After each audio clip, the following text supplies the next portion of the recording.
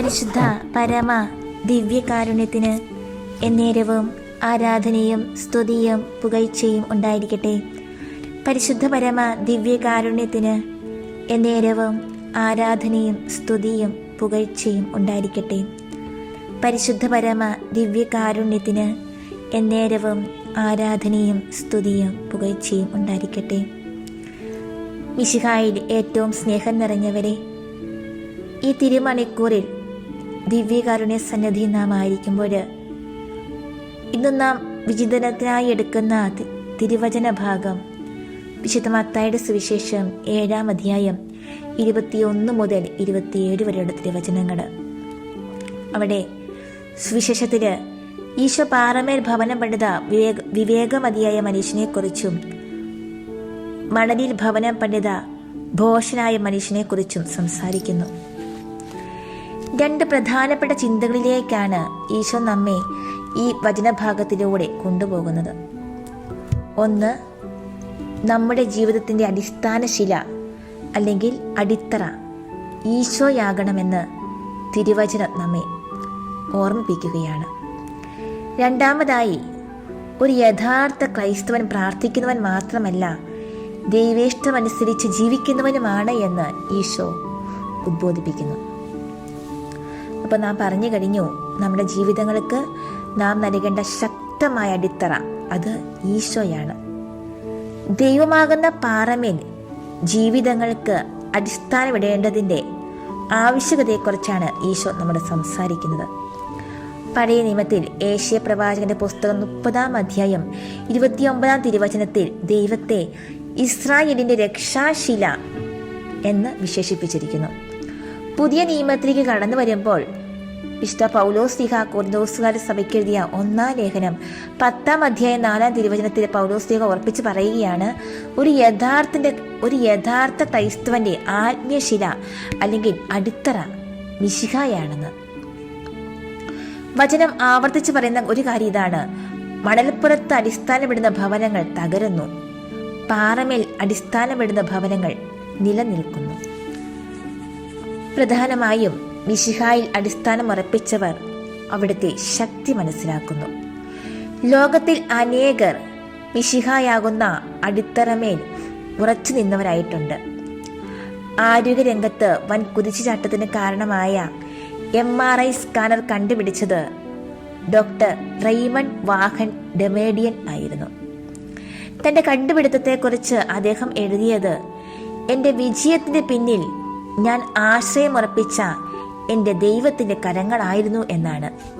എൻ്റെ വിജയത്തിൻ്റെ പിന്നിൽ ഞാൻ ആശ്രയമുറപ്പിച്ച എൻ്റെ ദൈവത്തിൻ്റെ കരങ്ങളായിരുന്നു എന്ന്. അതുപോലെ വിശുദ്ധ മദർ തെരേസയെക്കുറിച്ച് സംതിങ് ബ്യൂട്ടിഫുൾ ഫോർ ഗോഡ് എന്ന മനോഹരമായ പുസ്തകം എഴുതിയ BBC-യുടെ അറിയപ്പെടുന്ന കമാൻഡറായിരുന്ന മാൽക്കം മഗ്രിച്ച് ഒരു കൂടിക്കാഴ്ചയിൽ മദറിനോട് ചോദിച്ചു, മദർ, എങ്ങനെയാണ് അങ്ങയ്ക്ക് ഇത്ര അതിശയകരമായ ആശയങ്ങൾ ലഭിക്കുന്നത്? മദറിന്റെ മറുപടി ശ്രദ്ധേയമാണ്: ഞാൻ ഒരു സാധാരണക്കാരിയാണ്, എന്നാൽ അസാധാരണനായ സർവശക്തിന്റെ മുൻപിൽ അനേക മണിക്കൂറുകൾ ചെലവഴിക്കുമ്പോഴാണ് എനിക്ക് അസാധാരണമായ ആശയങ്ങൾ ലഭിക്കുന്നത്. മദർ ഒരിക്കൽ പറഞ്ഞിട്ടുണ്ട്, ഞാൻ ഈശോയുടെ കയ്യിലെ ഒരു കൊച്ചു പെൻസിൽ മാത്രമാണെന്ന്. അതുപോലെ വിശുദ്ധ ജോൺ പോൾ 2-ാമൻ മാർപ്പാപ്പ ഒരു ദിവസം തൻ്റെ സ്വകാര്യ ചാപ്പലിൽ പ്രാർത്ഥനയിൽ മുഴുകിയിരിക്കുകയായിരുന്നു. അപ്പോൾ അദ്ദേഹത്തിൻ്റെ സെക്രട്ടറി വളരെ തിടുക്കത്തിൽ വന്ന് പരിശുദ്ധ പിതാവിനെ വിളിച്ചു. പിതാവേ, ഒന്ന് പുറത്തേക്ക് വരാമോ? അദ്ദേഹം ചോദിച്ചു, എന്തിനാണ്? സെക്രട്ടറി മറുപടി പറഞ്ഞു, ഒരു വളരെ അടിയന്തര കാര്യം പിതാവിനെ അറിയിക്കാനുണ്ട്.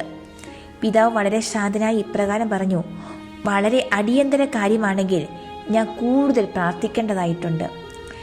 മിശിഹായാകുന്ന പാറമേൽ ആഴത്തിൽ അടിസ്ഥാനമിട്ട് വിശുദ്ധ ജീവിതം നയിച്ച വിശുദ്ധ മദർ തെരേസായും വിശുദ്ധ ജോൺ പോൾ പാപ്പായും ക്രൈസ്തവ വിശ്വാസികളായ നമ്മോട് ഓരോരുത്തരോടും ആവശ്യപ്പെടുന്നത് ഇതാണ്: വിവേകത്തോടെ ജീവിതത്തിന് അടിസ്ഥാനമിടുക, ആഴത്തിൽ അടിസ്ഥാനമിടുക, ഉറപ്പുള്ള പാറമേൽ അടിസ്ഥാനമിടുക, മിശിഹായാകുന്ന പാറമേൽ ജീവിതം അർപ്പിക്കുക.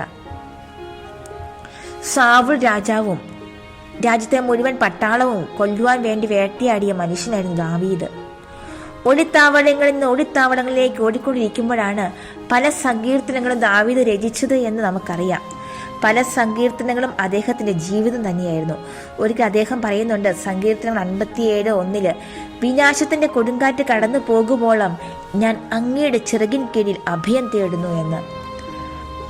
മറ്റൊരിടത്ത് ഇപ്രകാരവും, കാട്ടരുവി തേടി നടക്കുന്ന മാൻപേടയെ പോലെ എൻ്റെ ഹൃദയം അങ്ങേ തേടുന്നു എന്നും. വിശുദ്ധ ആഗസ്തീനോസ് പറയുന്നത് നമുക്കെല്ലാം അറിയാം. വിശുദ്ധ ആഗസ്തീനോസ് പറയുന്നുണ്ട്, ദൈവത്തിൽ വിനയം പ്രാപിക്കുവോളം എൻ്റെ ഹൃദയം അസ്വസ്ഥമായിരിക്കും. ആഗസ്തീനോസ് തൻ്റെ ജീവിതത്തിലെ സകല പ്രശ്നങ്ങൾക്കുമുള്ള ഉത്തരം കണ്ടെത്തുന്നത് എവിടെയാണ്? തൻ്റെ ജീവിതത്തിന്റെ അടിസ്ഥാനം എവിടെയാണ് എന്നാണ് അദ്ദേഹത്തിന്റെ വാക്കുകൾ സൂചിപ്പിക്കുന്നത്. അതുപോലെ 800 വർഷങ്ങൾക്ക് മുമ്പ് നിർമ്മിക്കപ്പെട്ട ലോകമഹാത്ഭുതങ്ങളിൽ ഒന്നായ പിസായിലെ ഗോപുരം ചെരിയാനുള്ള കാരണവും അതിന്റെ അടിസ്ഥാനം ഉറപ്പിക്കാത്തതിലെ പ്രത്യാഘാതമാണെന്നും നാം ഓർക്കേണ്ടതുണ്ട്. ചില തിരുവചന ഭാഗങ്ങൾ നമുക്ക് ശ്രദ്ധിക്കാം. സങ്കീർത്തനങ്ങൾ 32:10, കർത്താവിൽ ആശ്രയിക്കുന്നവനെ അവിടുത്തെ സ്നേഹം വലയം ചെയ്യും. സങ്കീർത്തനങ്ങൾ 27:1, കർത്താവിൻ്റെ പ്രകാശവും രക്ഷയുമാണ്, ഞാൻ ആരെ ഭയപ്പെടണം. കർത്താവ് എൻ്റെ ജീവിതത്തിന് കോട്ടയാണ്, ഞാൻ ആരെ പേടിക്കണം. സുഭാഷിതങ്ങൾ 3:5, കർത്താവിൽ പൂർണ്ണ ഹൃദയത്തോടെ വിശ്വാസം അർപ്പിക്കുക, സ്വന്തം ഹൃദയത്തെ ആശ്രയിക്കുമരുത്. സുഭാഷിതങ്ങൾ 16:3, നിന്റെ പ്രയത്നം കർത്താവിൽ അർപ്പിക്കുക, നിന്റെ പദ്ധതികൾ ഫലമണിയും. ജെറമിയ 17:7, കർത്താവിൽ ആശ്രയിക്കുന്നവൻ അനുഗ്രഹീതൻ, അവന്റെ പ്രത്യാശ അവിടുന്ന് തന്നെ. ഈ തിരുവചനങ്ങൾ കർത്താവിൽ അടിസ്ഥാനമർപ്പിക്കുവാൻ നമ്മെ ശക്തരാക്കട്ടെ. രണ്ടാമതായി, ഒരു യഥാർത്ഥ ക്രൈസ്തവൻ പ്രാർത്ഥിക്കുന്നവൻ മാത്രമല്ല, ദൈവം ആഗ്രഹിക്കുന്ന രീതി ജീവിക്കുന്നവനുമാണ്. ദൈവത്തിന്റെ ഇഷ്ടം നിറവേറ്റുന്നവരാകാനുള്ള നമ്മുടെ വിളിയെക്കുറിച്ച് സുവിശേഷം നമ്മോട് സംസാരിക്കുന്നു. വചനം പറയുന്നു, കർത്താവേ കർത്താവേ എന്ന് എന്നോട് വിളിച്ചപേക്ഷിക്കുന്നവനല്ല, എൻ്റെ സ്വർഗസ്ഥനായ പിതാവിൻ്റെ ഇഷ്ടം നിറവേറ്റുന്നവനാണ് സ്വർഗരാജ്യത്തിൽ പ്രവേശിക്കുന്നത് എന്ന്. ദൈവഹിതം നിറവേറ്റുന്നതാണ് പ്രാർത്ഥിക്കുക മാത്രം ചെയ്യുന്നതിനേക്കാൾ ശ്രേഷ്ഠം. ഡൊമിനിക് സാവിയോ കൂട്ടുകാരോടൊപ്പം കളിച്ചുകൊണ്ടിരിക്കുകയായിരുന്നു. രക്തച്ചൻ വന്ന് ചോദിച്ചു, ഇപ്പോൾ നിങ്ങൾ മരിക്കുവാൻ പോകുകയാണെങ്കിൽ എന്തു ചെയ്യും? പലരും പല ഉത്തരങ്ങൾ പറഞ്ഞു. ചിലർ കുമ്പസാരിക്കാൻ പോകും, മറ്റു ചിലർ വീട്ടിലേക്ക് ഓടും, മാതാപിതാക്കളെ സഹോദരൻ കാണും എന്നൊക്കെ. ഡൊമിനിക് സാവിയുടെ ഊഴം വന്നപ്പോൾ പറഞ്ഞു, ഞാൻ ഇപ്പോൾ ചെയ്തുകൊണ്ടിരിക്കുന്നത് പോലെ കളിക്കും. കാരണം അതാണ് കളിക്കേണ്ട സമയത്ത് എന്നിൽ നിന്ന് ദൈവം ആഗ്രഹിക്കുന്നത്. എല്ലാ സമയത്തും നാം ചെയ്തുകൊണ്ടിരിക്കുന്ന പ്രവൃത്തി ദൈവഹിതമാണെന്ന് പറയാൻ നമുക്ക് കഴിയുമോ? മരണം മുന്നിൽ കാണുമ്പോൾ നല്ലവരാകുവാൻ ഓടുന്നവരാണ് മിക്കവരും. ദൈവഹിതം മാത്രം നിറവേറ്റുന്നവർ മരണത്തെ പേടിക്കേണ്ടതില്ല. മരിക്കുമെന്ന അവസ്ഥ വരുമ്പോഴാണ് ജീവിതത്തിൽ പ്രധാനപ്പെട്ടതെന്ന് കരുതുന്ന കാര്യങ്ങളിലേക്ക് കടക്കുന്നതെങ്കിൽ നാം സ്വർഗരാജ്യത്തിൽ നിന്ന് എത്രയോ അകലെയാണ്. എങ്ങനെയാണ് ദൈവഹിതം തിരിച്ചറിയുക? നമ്മുടെ ഹിതത്തെ ബലിപീഠത്തിൽ ഒരു കാഴ്ച വസ്തു പോലെ സമർപ്പിക്കുക. സ്വന്തം ആഗ്രഹങ്ങളെയും വികാരങ്ങളെയും അടക്കി വയ്ക്കാതെ ദൈവഹിതം തെളിഞ്ഞു വരില്ല. അല്ലാത്ത പക്ഷം സ്വന്തം ഹിതം ദൈവഹിതമായി തെറ്റിദ്ധരിക്കാനിടയാകും. ദൈവഹിതം നിറവേറ്റാൻ തടസ്സമായി നിൽക്കുന്നത് നമ്മിലെ പാപങ്ങൾ, തിന്മകൾ ഇവ തന്നെയാണ്. പാപത്തിന് നാം ഇംഗ്ലീഷിൽ സിൻ എന്ന് പറയുന്നു. അതിന് നടുവിൽ ഐ അല്ലെങ്കിൽ ഞാൻ തന്നെ, അതായത് എൻ്റെ ഇഷ്ടങ്ങൾ തന്നെ. എൻ്റെ ഇഷ്ടങ്ങളെക്കാൾ ഉപരി ദൈവത്തിൻ്റെ ഇഷ്ടങ്ങളെ അന്വേഷിക്കുമ്പോൾ, ദൈവത്തെ സ്നേഹിക്കുമ്പോൾ നാം പ്രതീക്ഷിക്കാത്ത പലതും സംഭവിക്കുന്നു. പൗലോസ്ലീഹ റോമാന്യ സഭയ്ക്കെതിരെ ലേഖനത്തിൽ പറയുന്നുണ്ട്, ദൈവത്തെ സ്നേഹിക്കുന്നവർക്ക്, അവിടുത്തെ പദ്ധതി അനുസരിച്ച് വിളിക്കപ്പെട്ടവർക്ക് അവിടുന്ന് സകലവും നന്മയ്ക്കായി പരിണമിപ്പിക്കുന്നുവെന്ന് നമുക്കറിയാമല്ലോ എന്ന്. നമ്മുടെ ഇഷ്ടങ്ങളെ ത്യജിച്ച് ദൈവത്തെ സ്നേഹിച്ചാൽ നമ്മളെ സിൻ മാറി നാമെല്ലാം സൺ ആയി ദൈവത്തിൻ്റെ പുത്രന്മാരും പുത്രിമാരുമായി മാറും. നമുക്കും പ്രാർത്ഥിക്കാം.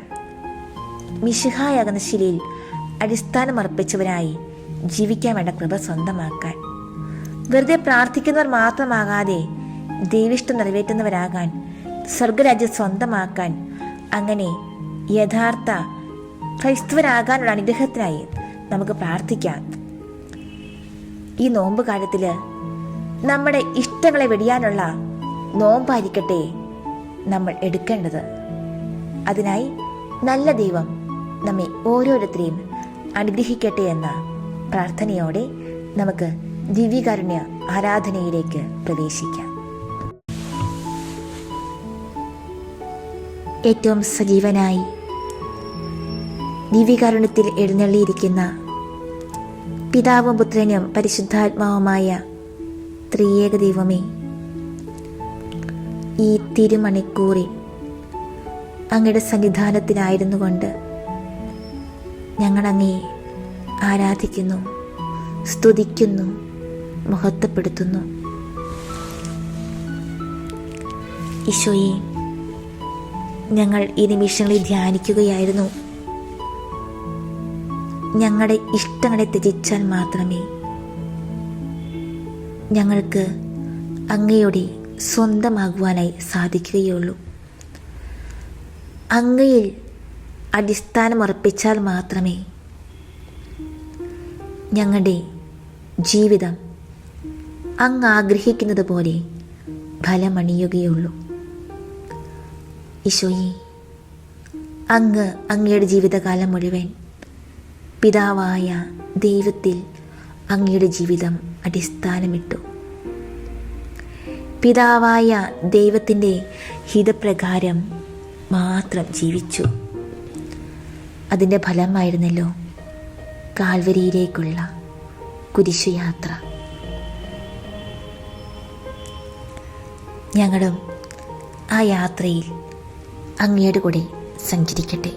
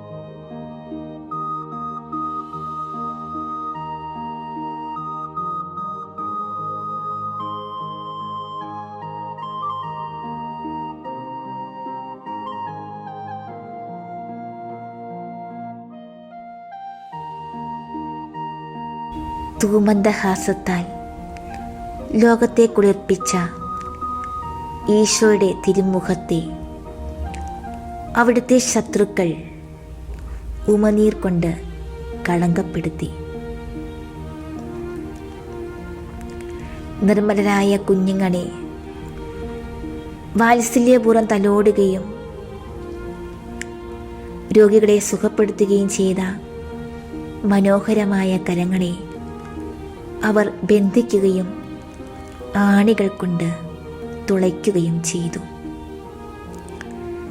നന്മ ചെയ്തുകൊണ്ട് കടന്നുപോയ ഈശോയുടെ പാദപത്മങ്ങളെ മരക്കുരിശോട് ചേർത്ത് അവർ ആണിതറച്ചു.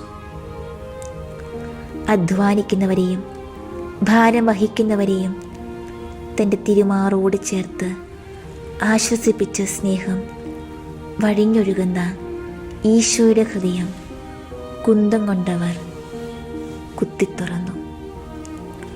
അവർ വിചാരിച്ചു അവൻ എന്നേക്കുമായി മരിച്ചെന്ന്.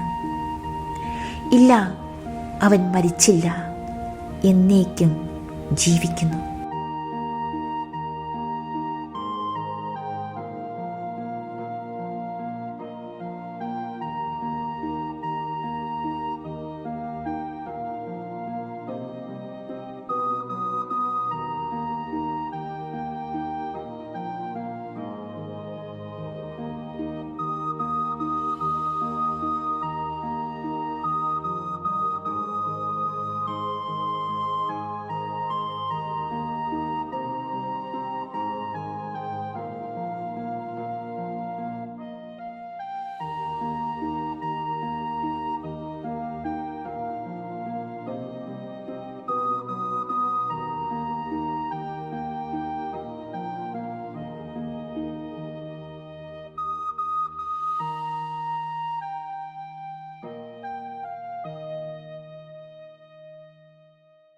രക്ഷാകര ദൗത്യത്തിൻ്റെ പരിസമാപ്തിയിൽ ബലിയർപ്പിക്കപ്പെട്ട നാഥൻ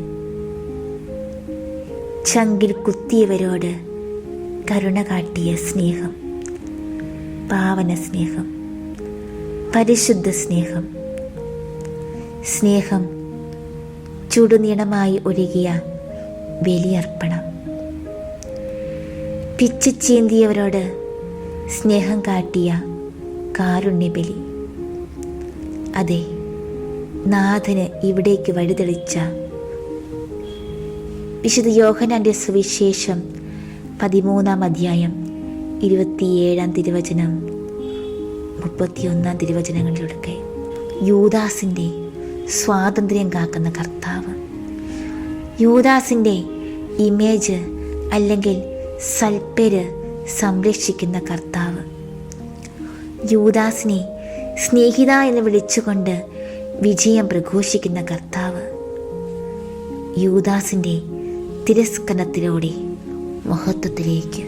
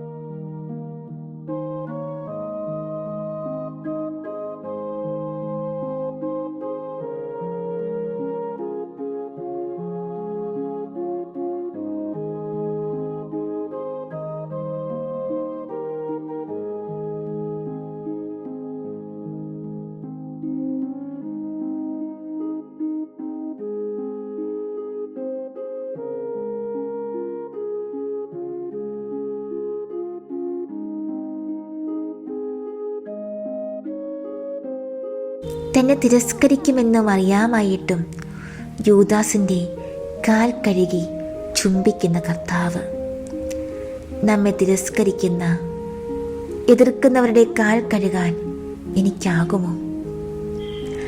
അനീതിക്കിരയായവരെ, സ്വാതന്ത്ര്യം നിഷേധിക്കപ്പെട്ടവരെ, സമ്മർദ്ദങ്ങൾക്ക് അടിമപ്പെട്ടവരെ, സമൂഹം ഒറ്റപ്പെടുത്തുന്നവരെ, ആദിയുടെ ഗർത്തത്തിൽ പിടഞ്ഞു വീഴുന്നവരെ കാണാൻ എൻ്റെ മിഴികൾക്ക് സാധ്യമോ?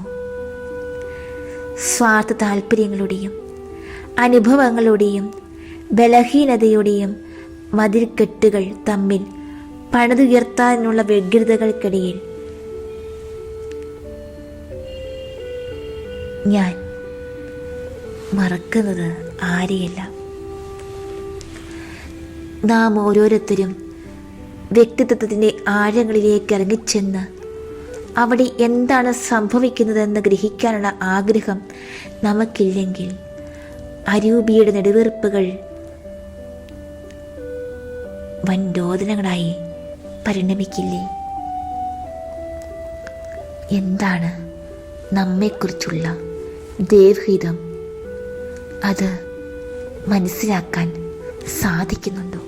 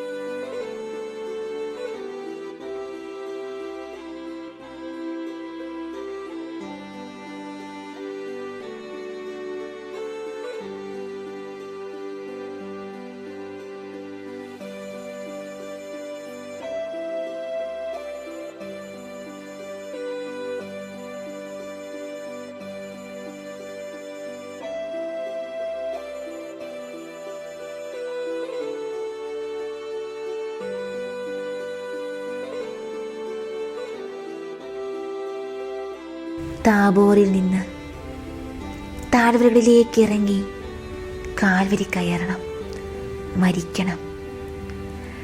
താഴ്മയുടെ ജീവിതം നയിക്കുന്ന വ്യക്തി പരിപൂർണ ഹോമയാഗമായി തീരും. പൂക്കളും പുഴകളും നീർച്ചാലുകൾ നിറഞ്ഞ പറുദീസ ദൈവം മനുഷ്യന് നൽകി. തേനൊഴുകുന്ന വാഗ്ദത്ത ഭൂമിയും അതോടൊപ്പം ചുട്ടുവഴുക്കുന്ന മലർക്കാടും രക്തമൊഴുകുന്ന ഗോൽഗോഥായും മരുഭൂമിയും ചോരയും വാളും സ്നേഹത്തിൻ്റെ സമ്മാനങ്ങൾ. ഗുരു നടന്ന അതേ വഴിയാണ് ശിഷ്യ നടക്കേണ്ട വഴിയും.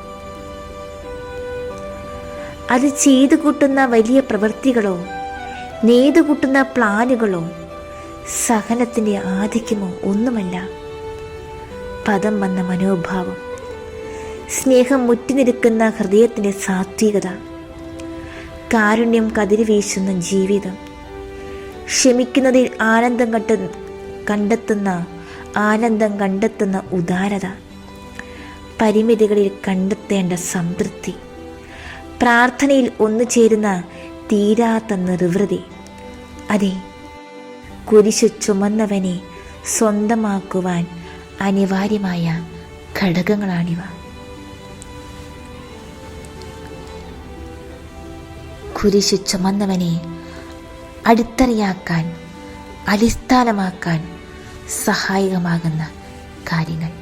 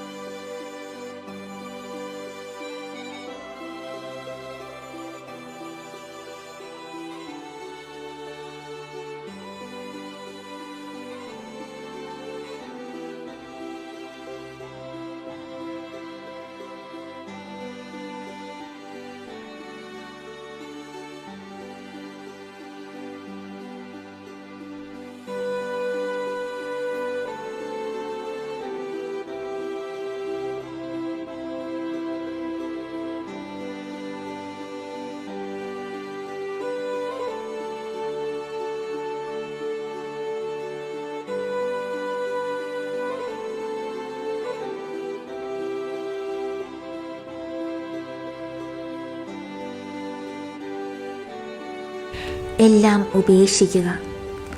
സ്വന്തം മനസ്സിൻ്റെ ഇഷ്ടാനിഷ്ടങ്ങളെയും ഉപേക്ഷ ഇവിടെ മറ്റൊന്നിൻ്റെ സ്വീകാര്യതയിലേക്ക് വഴി തുറക്കുന്നു. ഗുരുവിൻ്റെ മനസ്സും ഇഷ്ടവും സ്വന്തമായി ഏറ്റുവാങ്ങുന്ന ക്രിസ്ത്യാനിയുടെ ചിത്രത്തിൽ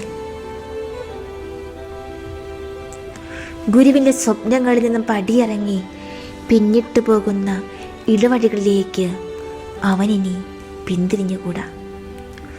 ഗുരുവിനോടൊപ്പമായിരിക്കുക, അവൻ്റെ നെടുവീർപ്പുകൾക്ക് ചെവിച്ചായിക്കുക, അവൻ്റെ ചെയ്തികളെ വീക്ഷിക്കുക, അവൻ ചെയ്തതുപോലെ ചെയ്യുക. ഒടുവിൽ അവൻ്റെ കരങ്ങളിൽ ജീവൻ സമർപ്പിക്കുക.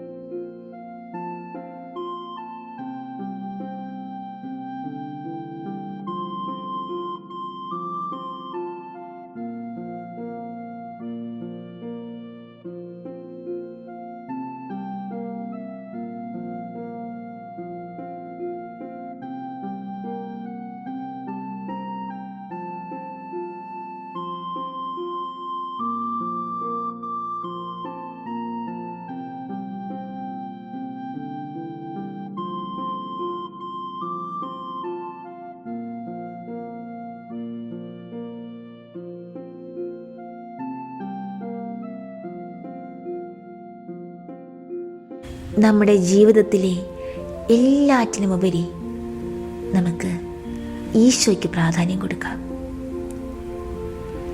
അധികാരം ഉപേക്ഷിച്ച് എന്തിന് തനിക്ക് തന്നെ സ്വന്തമായുള്ള നെഞ്ചിലെ അഹംബോധത്തെയും വെടിഞ്ഞ് ഗുരുപാദത്തിൽ ഒഴിഞ്ഞ പാത്രം കണക്കെ അപരന് വേണ്ടി ഹോമിക്കപ്പെടാനുള്ള ബലിവസ്തുവായി അനുദിന ജീവിത അനുഭവങ്ങളുടെ വഴിയിലൂടെ കാൽവരിയിലെ യാഗപീഠത്തിലേക്ക് നടന്നു നീങ്ങാം. മൂന്നാടുകളിൽ പിടഞ്ഞു തൂങ്ങുന്ന ഗുരുവിൻ്റെ വിലാപങ്ങൾ ഉറങ്ങുന്ന ആ ഗിരിനിരയിൽ മറ്റൊരു പെസഹ കുഞ്ഞാട്. കാൽവരിയുടെ ഭയചകിതമായ നിശബ്ദതയിൽ, ശൂന്യതയെ, നിഷ്ഠൂരതയെ സ്നേഹനാഥൻ ഉയർത്തപ്പെട്ട ക്ഷണം മുതൽ എത്ര നീറുന്ന മനസ്സിനും പതറുന്ന ഹൃദയത്തിനും വേയ്ക്കുന്ന കാലിനും സ്നേഹനാഥൻ ആലംബമായിരുന്നില്ലേ? ക്രൂശിതൻ ജീവിതഗാനത്തിൻ്റെ പരിസമാപ്തിയാണ്. നമ്മുടെ ജീവിതത്തിൻ്റെ മനോജ്ഞമായ മകുടം ചാർത്തലാണ്. യാതനകളും മനോവിധകളും കൊണ്ട് നേറിക്കൊണ്ടിരിക്കുന്ന ഹൃദയങ്ങളെ തണുപ്പിക്കുന്ന ശീതള സുന്ദരമായ സ്നേഹദ്രവ്യമാണ്.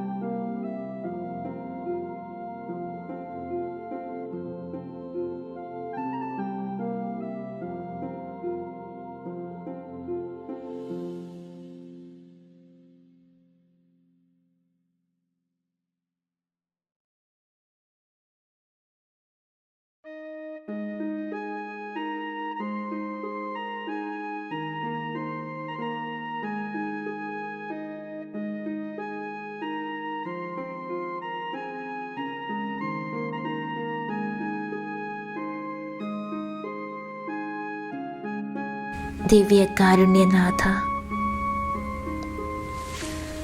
അങ്ങയുടെ തിരുസന്നിധിയിലേക്ക് ഞങ്ങൾ സമർപ്പിക്കുകയാണ് ഞങ്ങളുടെ ജീവിതങ്ങളെ, ഞങ്ങളുടെ കുടുംബങ്ങളെ, ഞങ്ങളുടെ കുടുംബാംഗങ്ങളെ, ഞങ്ങളുടെ കുടുംബത്തിൻ്റെ എല്ലാ നിയോഗങ്ങളെയും, ഞങ്ങൾ നേരിട്ടുകൊണ്ടിരിക്കുന്ന അനേക പ്രതിസന്ധികളെ ഈശോയെ കരുണയായിരിക്കണം. ഈശോയെ കരുണയായിരിക്കണമേ. ഈശോയെ ഞങ്ങളുടെ മേൽ കരുണയായിരിക്കണമേ. ഞങ്ങൾക്ക് ഇത്രയുമൊക്കെ ആകൂ. ഞങ്ങളുടെ ജീവിത പ്രാരാബ്ധങ്ങൾ ഞങ്ങളെ അങ്ങിൽ നിന്ന് അകറ്റുന്നുണ്ടോ എന്ന് ഞങ്ങൾക്കറിയില്ല. അങ്ങിൽ ആശ്രയിക്കാതെ ഞങ്ങൾ മറ്റ് പലതിലും ആശ്രയിച്ച് പോകുന്നുണ്ടോ എന്ന് ഞങ്ങൾക്കറിയില്ല. ഈശോയെ ക്ഷമിക്കണേ. ഈശോയെ കരുണയായിരിക്കണമേ.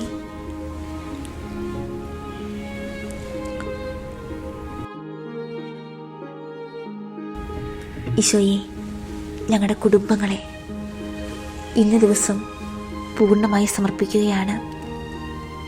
ഞങ്ങളുടെ കുടുംബത്തിൻ്റെ എല്ലാ നിയോഗങ്ങളെ സമർപ്പിക്കുകയാണ്. ഞങ്ങളുടെ പ്രിയപ്പെട്ട മക്കളെ സമർപ്പിക്കുകയാണ്. പ്രത്യേകിച്ച് അവർ ഇപ്പോൾ നേരിട്ടുകൊണ്ടിരിക്കുന്ന എല്ലാ ജീവിത പ്രതിസന്ധികളെ സമർപ്പിക്കുകയാണ്. അവരുടെ ഭാവി ജീവിതങ്ങളെ സമർപ്പിക്കുന്നു. ഈശോയെ നന്മയിൽ വളർത്തണമേ. അങ്ങേക്ക് ഏറ്റവും ഇഷ്ടപ്പെട്ട കുഞ്ഞുങ്ങളായി അവരെ വളർത്തണമേ. ഈശോയെ ഞങ്ങളുടെ കുടുംബങ്ങൾ ഇന്ന് ഒത്തിരിയേറെ പ്രതിസന്ധികളിലൂടെ കടന്നു പോവുകയാണ്. അപ്പസ്തോല പ്രവർത്തനങ്ങൾ 16:31 പറയുന്നില്ലേ, കർത്താവായ ഈശോയിൽ വിശ്വസിക്കുക, നീ നിന്റെ കുടുംബവും രക്ഷ പ്രാപിക്കും. 1 സാമുവേൽ 25:6 നിങ്ങൾ ഇപ്രകാരം പറയണം, നിനക്ക് സമാധാനം, നിന്റെ ഭവനത്തിലും നിനക്കുള്ള സകലതിനും സമാധാനം. കർത്താവായ ഈശോയെ ഈ തിരുവചനത്തിൻ്റെ അനന്ത ശക്തിയാൽ ഞങ്ങളുടെ കുടുംബത്തിലെ എല്ലാ കുറവുകളും പരിഹരിച്ച് സമാധാനവും സന്തോഷവും നൽകി അനുഗ്രഹിക്കണമേ. ജോബ് 1:10 അങ്ങ് അവനും അവൻ്റെ ഭവനത്തിനും സമ്പത്തിനും ചുറ്റും വേലി കെട്ടി സുരക്ഷിതത്വം നൽകി. അവൻ്റെ പ്രവൃത്തികളെ അനുഗ്രഹിച്ചു, അവൻ്റെ സമ്പത്ത് വർദ്ധിപ്പിക്കുകയും ചെയ്തു. ജോബ് 5:24 നിന്റെ കൂടാരം സുരക്ഷിതമാണെന്ന് നീ അറിയും. നിന്റെ ആലകൾ പരിശോധിക്കുമ്പോൾ ഒന്നും നഷ്ടപ്പെട്ടതായി കാണില്ല. കർത്താവായ ഈശോയെ ഈ തിരുവചനത്തിൻ്റെ അനന്ത ശക്തിയാൽ ഞങ്ങളുടെ കുടുംബത്തിലെ എല്ലാ കുറവുകളും പരിഹരിച്ച് സമാധാനവും സന്തോഷവും നൽകി അനുഗ്രഹിക്കണമേ. നെഹെമ്യാ 4:14 അവരെ ഭയപ്പെടേണ്ട, നിങ്ങളുടെ സഹോദരന്മാർ പുത്രീപുത്രന്മാർ ഭാര്യമാർ എന്നിവർക്കും നിങ്ങളുടെ ഭവനങ്ങൾക്കും വേണ്ടി പോരാടുന്ന ഉന്നതനും ഭീതികരനുമായ കർത്താവിനെ ഓർക്കുവിൻ. കർത്താവായ ഈശോയെ, ഈ തിരുവചനത്തിൻ്റെ അനന്തശക്തിയാൽ ഞങ്ങളുടെ കുടുംബത്തിലെ എല്ലാ കുറവുകളും പരിഹരിച്ച് സമാധാനവും സന്തോഷവും നൽകി അനുഗ്രഹിക്കണമേ. തോബിത്ത് 3:16. എന്നെ ഓർക്കുകയും കാരുണ്യപൂർവ്വം കടാക്ഷിക്കുകയും ചെയ്യണമേ. എൻ്റെയും എൻ്റെ പിതാക്കന്മാരുടെയും പാപങ്ങൾക്കും ഞാൻ അറിയാതെ ചെയ്ത അപരാധങ്ങൾക്കും അങ്ങ് ശിക്ഷ നൽകരുതേ. ഇരുവരുടെയും പ്രാർത്ഥന ദൈവത്തിൻ്റെ മഹനീയ സന്നിധിയിലെത്തി.